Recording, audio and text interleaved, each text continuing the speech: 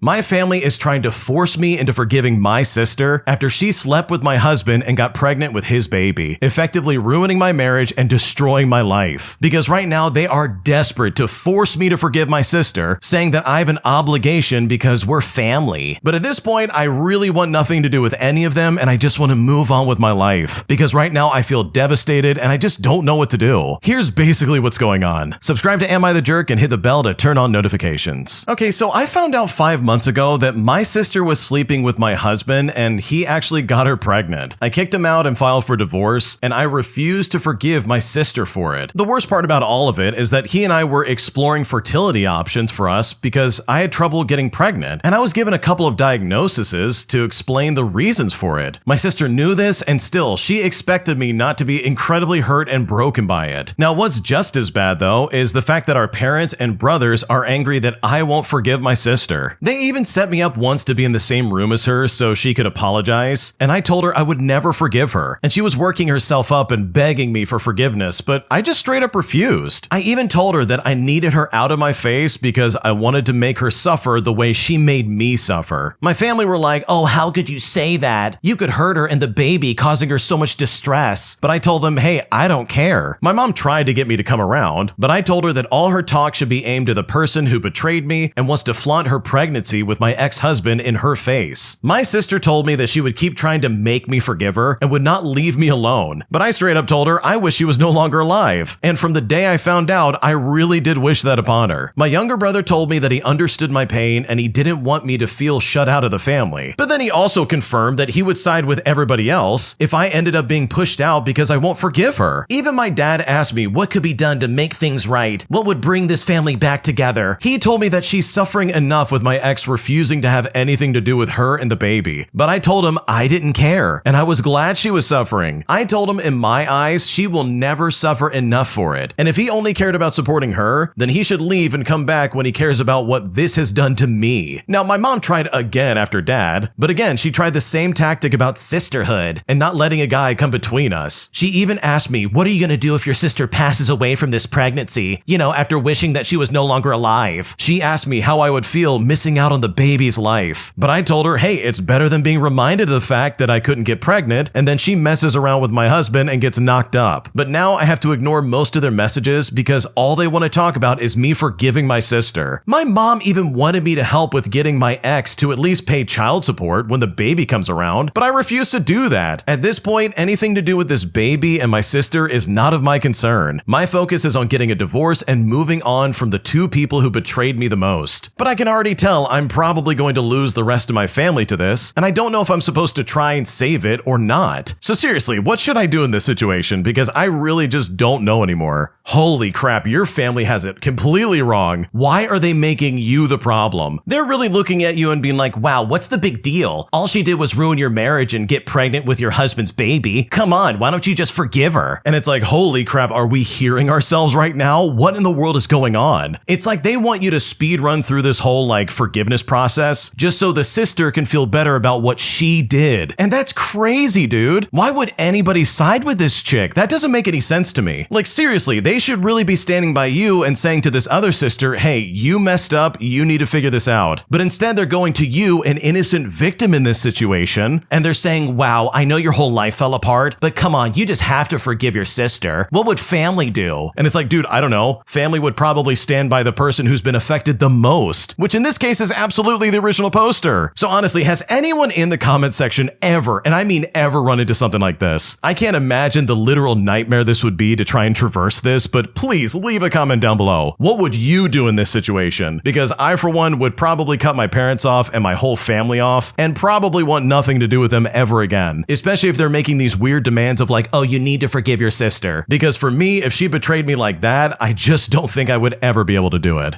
Want to give a big shout out to Bonus Jonas for saying that they love the energy we put into like narrating these stories. And I really appreciate it. Like a lot of work goes into these videos and I'm glad it's appreciated. So seriously, thank you so much for watching, Bonus Jonas. So please subscribe if you haven't already, and also submit your own stories at AmITheJerk.com/submit. That's the best place on the internet to submit your stories and get them out to the universe. But without further delay, let's get back to the video and on to the next story. My mom and dad have been having an affair for years, and I really need some advice on the relationship with my mom because I seriously looked up to her. But after I found out that my mom got back with my dad after he cheated on her like 14 years ago, I'm honestly kind of blown away by this, and I seriously just don't know what to do. Here's what's going on. Okay, for starters, I want to say that this gets very messy very quick, so strap in for this one. So, my dad cheated on my mom with his now wife when I was about 5 years old. I'm 19 years old right now, I'm a female, and because of this, my parents ended up getting divorced and my dad married the other woman. Because of how messy things got, I found out a few weeks after my parents told me they were getting a divorce, and I was mad at my dad and his wife for doing that. My dad started out with like 50% custody of me, but because I gave his wife a hard time, he let it drop to every other weekend at his place. And I found out during a later visit that it was mostly because the other woman was pregnant and he didn't want me to cause trouble with another kid on the way. I never liked my dad because of his choices, and I never liked his wife either, but I've always loved and admired my mom. I had thought that maybe she had moved on. She had my sister 8 years ago, and I thought my sister was my half-sister and that her dad was some guy that my mom hooked up with. But it came to light a few weeks ago that my parents have been having an affair on and off for the last decade. Now, my dad's new wife found out first, and then my mom and dad admitted that my sister was his. I still live with mom and my sister, so the news was a shock to me, but they were getting together when I was at my dad's house, and some of the nights my mom was supposed to be out on dates. I even had to block a bunch of numbers and private my socials because my dad's wife was looking for me to care about her feelings and somehow feel bad for her when she got with my dad the very same way. I literally told her to get lost and recognize I was the kid who went through this when she and my dad were having an affair, and it finally got discovered and brought to light. Luckily though, I haven't really had to deal with her ever since then. My dad is still living there, but he comes over more and my sister knows about him now. It's so messy and I still just don't like my dad, but I always admired my mom and I just can't understand her going for him again. Like, of all people, she starts back up with a man who cheated on her and destroyed our family. She admitted a part of her took the chance because she hated his wife and because of things that she had said to her during the divorce and for the first couple of years afterwards. She wanted to be petty and ruin her life too. But she also said that her and dad have been in each other's lives for so long, and even when she hated him, she still kind of loved him too. I really just can't understand it. But I still love my mom even if I feel like she has questionable judgment. But this whole thing has been so messy, and I feel like for my sake and my sister's sake, she really could have handled things a lot better. I'm really just not sure what to do here with our relationship, because as much as people say this stuff doesn't involve the kids, it honestly does. And not just me, but also my sister, who literally just found out that we have the same dad. And on top of that, he's a crappy person. So I really wish my mom could have given her a better dad, but honestly, it's left me very distraught, and at this point I don't know what to do. Man, I will never understand why the adults in this situation are less mature than the 19-year-old teenager, dude. What are we doing? That's so stupid in my opinion. First off, she really did pick a loser to go back with because this guy is obviously easily swayed. This guy literally threw a wrench in his first marriage, only to then throw a wrench in his second marriage with his original wife. Like, what's going on right now? I'll never understand that. That is so stupid. And the fact that your mom even went through with this is also really strange in my opinion. Like, I don't know, if I was in that situation and I had someone in my life for that long,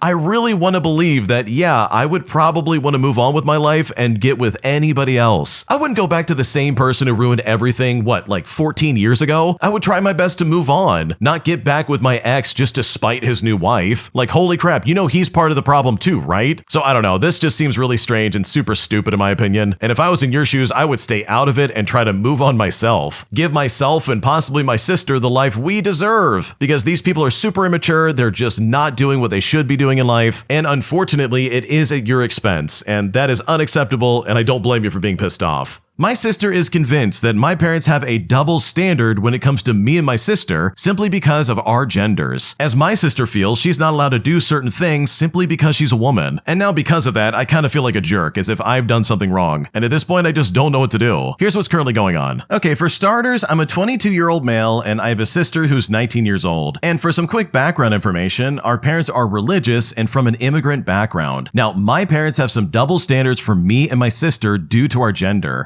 particularly when it comes to our freedom. My parents have no issue with me being out late at night and sleeping at my friends' houses or dorms. As long as I inform them, they're completely okay with it. They know that I don't smoke or drink or do any kind of substances or mess around inappropriately with girls, and I've also never done any of it in my entire life. I just hang around with the right crowd and I mind my own business. My sister, on the other hand, actually is not allowed to do any of that stuff because she's a girl. They're really afraid for her safety since, well, she's a young girl. Also, my sister is very short and very small. Meanwhile, I'm over 6'5" and I'm probably double her weight. Plus, I have a background in judo, I have more than like 200 wrestling matches, and I've got 18 amateur Muay Thai fights. And yes, in case you're wondering, there have been multiple wrong places at the wrong time incidents. Now, I never seek out dangerous situations, and I definitely avoid fights, but a lot of people are either drunk or they're on some kind of substance. So you just kind of get in fights, and I don't drink or club. But even just walking back home or to the bus station, it somehow gets me in trouble anyways. Some guys tried to mug me as well. I fought them off, and I actually got slashed because of that. And I now have a permanent scar on my cheek, and it's very big and very noticeable. And I genuinely look ugly now. I didn't do anything stupid, I just simply couldn't afford to get mugged. My sister thinks it's unfair, and a lot of other girls as well. And I have double standards working against me. I have to contribute financially to the household, and we're talking like $600 a month ever since the age of 18. And this is all literally just because I'm a man. I never hated it or found it unfair that my sister doesn't have to, but I don't want her to have a job against her will. In fact, she's in college actually, and I'm in my first year as a math student, so actually I'm not able to pay right now. But when I graduate and get a job, I will financially support my parents my whole life, which I'm happy to do, and I would do it anyways. My parents are very good and caring people who sacrifice a lot for us, and my sister and I love them, but she just feels really stuck in some ways and done really hard by them when it comes to this. So really, am I the jerk here because I don't know what to do anymore? Okay, personally, I don't think there's any kind of like double standard because it doesn't sound like your sister really knows what kind of mess you get into because the original poster is like a legitimate fighter. They have some very intense grappling experience and they've got Muay Thai fights under their belt. Like the original poster is not some slouch. They're a very serious person when it comes to like defending themselves, which is really cool. Like that's probably why your parents are like, yeah, you can do whatever you want. We trust you. We have evidence that you're disciplined through judo and Muay Thai and wrestling. So we know for a fact you're not going to mess around or do anything stupid. Like that's not in your DNA. But in this situation, in my opinion, I really don't think your parents are trying to discriminate against your sister just because she's a woman. Like that's not what's going on here. I think if anything, they're just really protective of her because holy crap, the original poster's sister is like over 1.5 feet shorter than him and quite literally is half his weight. And that's a very tiny person to be going out and partying, dude. Who knows what kind of guy would mess with her or do something horrible, especially in some of the crowds that the original poster finds himself in. Like that's really scary. So no, you're not the jerk. You obviously are trying to like take care of your family and you're just trying to protect yourself and pretty much everybody around you. So I think your parents trusting you but also being weary of your sister is not a shot at her. If anything, it proves that yeah, they really do care about her. And in my opinion, it's really sad that she doesn't understand that reality, but hopefully she never does because what you've gone through to get where you're at in life is something that not a lot of people, if anyone, can handle in like some kind of way. And I just don't think it's a bad idea to protect her from that and help her have a normal functioning life. Am I the jerk for not wanting to travel with my friend anymore? Because the last 2 trips we went on were completely miserable at my expense. And at this point, I don't really know what to do anymore about this. Here's what's currently going on. Okay, so over the past year, me and my friend have been doing these 2 trips together, each lasting about 5 days. And on both trips, I was the one who lowered my standards for the sake of our friendship. I accepted lower quality accommodations, sharing a room and bathroom, and later staying in a studio apartment, even though I would have much preferred having my own room. I agreed to eat at restaurants with limited menus where meals were around like $15, and we mostly went to bars with the cheapest like drinks available because I wanted to accommodate her and her budget. And even though after all that, I constantly had to listen to her saying how much money she had spent, how financially drained she was, how everything was expensive, and how she had absolutely no money left, and so on and so forth. And seriously, it makes me feel bad for 2 reasons. First, because I didn't prioritize my own comfort, even though I could have afforded it and I should have. And secondly,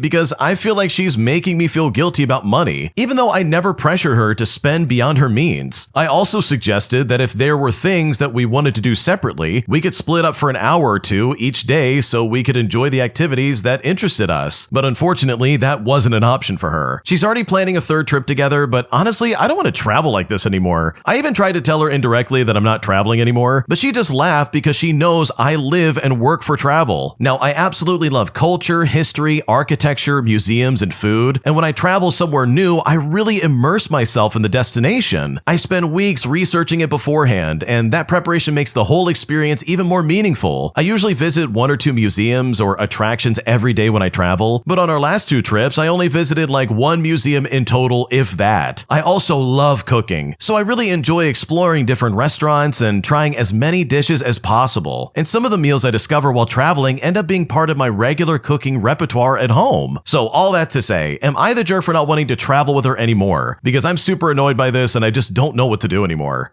Okay, if I was in your shoes, dude, I would be completely honest with her. I would explain to her that, hey, I can't do this again. And then I would list out the reasons why, even if this means like giving up some kind of friendship status with this person. Because this isn't fair for you. You literally had your experience ruined, all because she couldn't afford to do literally anything with the trip itself. And in my opinion, and someone in the comment section of this post said this, you literally cannot be compatible as friends without being compatible as travel partners. Because if you can't travel together, then honestly, it might be better just to be casual friends instead of good friends. So no, you're not the jerk. I don't really blame you for not wanting to travel with him anymore. And I think there is a future where you can stay friends in this situation, but traveling together might be out of the picture. And I think it would be good to get that out of the way sooner than later. Today, I found out that my wife slept with one of the guys in our circle of friends all before we were together and never told me about it. And now I feel completely betrayed and so blindsided here because right now I'm upset and I just don't know what to do with this information. Here's what's going on. Okay, so I just found out through our mutual friends about this and I'm honestly spiraling. For reference, we're both around the same age and we've been together for about 4 years and married for 2. And both my wife and this friend went to the same college and they had overlapping circle of friends. Also, she told me that she only had one relationship that was long-term, which ended due to like being a long distance. When I found out about it, she completely denied it at first, then told me they were never dating, but just sort of had a thing going on, and that she would never hook up with anyone just like that. But finally, when I told her about how I found out, she did finally admit to it. And she told me that she didn't really have to tell me about it, as according to her, it's her past before we were together, and I also don't have a right to question her about anything about it. But I said, hey, I disagree. Like, at least I have a right to know since I've been forced to hang out with this guy as part of the group, you know, without even knowing anything about this. And by the way, this is a wild change in her stance from back when she's previously claimed to be an open book, and also really judged some of her other friends for being kind of like sketchy back in college, but then ended up marrying like decent guys and hiding their past from them. Now, here's the thing. The guy she slept with was very popular in college and known as a womanizer. Within the circle of guy friends, he used to call the women that he hooked up with as his personal free use ladies, and that's probably the nicest way I know how to put it. He would even brag about the things they did in bed and like describe things in vivid detail, if you know what I mean. Oh, and by the way, this guy also was the wingman to help other friends get laid, sometimes having them hook up with the same woman he's been with and talk about it. I used to get disgusted by those women who were into men like him, but little did I know my wife was also among them. I'm certain the other people in the circle were also aware of this fact, and yet no one even mentioned it to me. If I'm being honest, I don't really want to hang out with this friend group anymore, and I even bailed out of our get-together next weekend. But she says she's going to continue as I don't have a right to decide who she can and can't hang out with. But honestly, we've had a big argument over this, and things don't seem to be getting any better. Honestly speaking though, I do realize this may be coming due to jealousy, as I never had any luck with women back then, and I used to envy people like him. But I do not think that I'm overreacting here. Just thinking about the fact that he's been at least at the same level of intimacy with her as me, if not more, like that really bothers me. His words about women and how they loved him and they always came back for more, like that really just keeps playing in the back of my mind. In fact, I'm 100% sure he's bragged about her to our friends about everything with her, and the fact that no one told me about it is even more embarrassing. So am I overreacting here? Like, am I really out of line? Because I just don't know what to do anymore. Okay, dude, I wouldn't want to hang out with this guy either, first and foremost, because holy crap, he sounds like a terrible person. Like, this guy is just straight up sleeping with just about any woman he can find within arm's length. Like, that's insane. So in that regard, I don't blame you for not wanting to hang out with these people. Like, that sounds miserable, and I just don't think I would ever be able to have any kind of composure about that, especially considering the person you described. Now, when it comes to like your wife's previous relationships, honestly, this is kind of a gray area for me, because at the end of the day, I don't honestly care that much about who she's been with with previously. Like for me personally, that wouldn't really matter. I wouldn't think about that. That's not really on my agenda, if you will. But I think the part that would really bother me is the fact that it happened with this guy that you're describing, but also the biggest fact, and that being that she lied to you about it. Instead of just fessing up and be like, oh yeah, that guy, we slept together back in college. Instead of just owning it and putting it out on the table and being like, yes, I am in fact an open book. She tried to deny it and be like, oh, that never happened. We didn't really have a thing. And I think that alone would probably be more upsetting than the actual act of them sleeping together years before I even met them. Like that would be especially upsetting for me because I would not be okay with that. It would raise a lot of red flags for me. I would be like, wait, why did you lie to me? Like that doesn't make any sense. Because from the sounds of it, the original poster is just trying to get some information here. They're just trying to understand what actually happened because you know this guy in a completely different light than she does. So that in and of itself would probably really be a good justification for being upset about this. And I completely understand why you're like, oh my God, I hate this guy. I don't want to be around him ever again. Because here's the thing, if the shoe was on the other foot and this lady knew a woman who was absolutely sleeping with every guy around her and this hypothetical woman slept with the original poster, dude, I guarantee you the wife in the story would be like, oh, we're never going around her ever again. Are you kidding me? So no, I don't think you're overreacting. I think maybe we need to take a few steps back and not have like a knee-jerk reaction about this, but I totally understand that like this is very raw and it's very upsetting because if I was in your shoes, I would also be very pissed off. But I think some distance and some communication can do a lot of good for probably the both of you.